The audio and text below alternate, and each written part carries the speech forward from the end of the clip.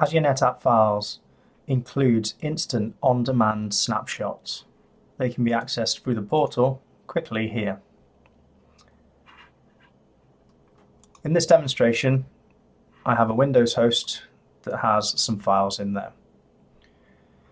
If, for example, I was to lose an important document, then if it was captured in a snapshot, I'm able to restore it very quickly and very easily.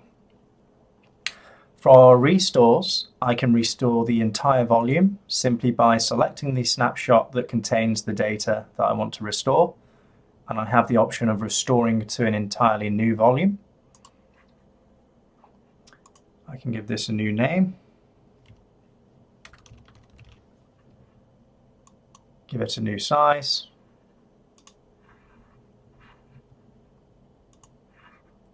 hit review and create, and this will restore the entire volume to a new volume for me. Now the restore is complete, we can go and mount that directly into my host. If I click on mount instructions, it gives me the path. I can copy that to my clipboard, go back to the host, I can map another network drive with that path. And here you can see this contains the important document that I wanted to restore. However, in some cases you may not want to restore the entire volume. So what if I want to restore just the single file?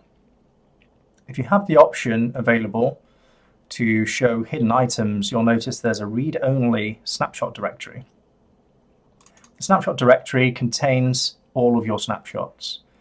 I can click in here, locate the document I want from that time point, go back to the root, and simply paste the document back into the active file system. It's as simple as that.